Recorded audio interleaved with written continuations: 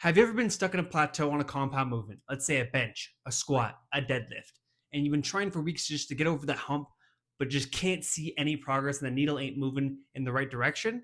Well, I get it. I've been there before and I understand how frustrating and discouraging that can be. What if I told you there was a simple solution to help you break through that plateau and even further and get more progress than you ever would have expected? It just may take a little time, patience, in strategic programming. For reference, I use this exact blueprint to help me break through a 2 plate bench press, which now, as in this clip here, my 1 rep max is 259 pounds, inching towards that 275-pound milestone. As well as on the squat, I was stuck around 300 to 350 pounds, and now I'm at 380 pounds, inching towards that 4 plate milestone. So the first thing we look at when trying to break a plateau is, what was that person doing before? So for most people, they're probably doing the same weights and the same reps. They're just trying to beat that lift through, but they're basically just beating a dead horse, and you're not going to see any progress doing that. So what we like to do is roll back the weights 20 to 30%, let the body recover from that stress and rebuild back up in a slowly and progressive manner. So 20 to 30% back off, say your bench press is 200 pounds. Let's roll it back to like 160, even 150.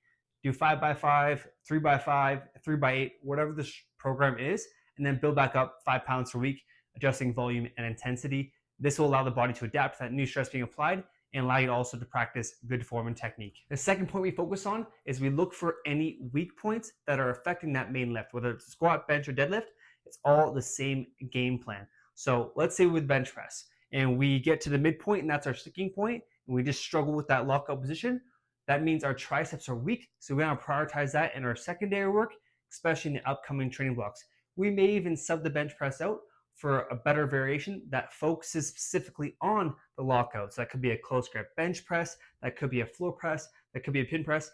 Any of those variations, we're going to progressively build those up over time, increasing the volume and or intensity, so that when it gets pretty close to the bench press, in theory, when we go back to the traditional bench press, you should break through that plateau with ease. And we've seen this on many occasions working with clients, even in my own personal programming. Lastly, we want to look at any lifestyle factors / recovery that could be affecting your progress. So are you eating enough consistently on a daily basis? Are you getting enough protein, enough carbs, enough healthy fats? Are you sleeping enough? So we look at all those things that play a role in your energy levels and your recovery, which ultimately helps you increase your strength and build muscle long term, as well as doing these three things consistently over time and trust in the process. So following a structured training program geared towards your goals, that probably is about 4 to 5 training sessions a week. That's all you need at most. Targeting each muscle group approximately twice per week and giving that 48 to 72 hours between each training session to allow for that adaptation and recovery. So if you can just follow these three things to a T, be consistent, trust the process, get your recovery in, roll back the weights, and just do it progressively, consistently over time, you're guaranteed to break through that plateau.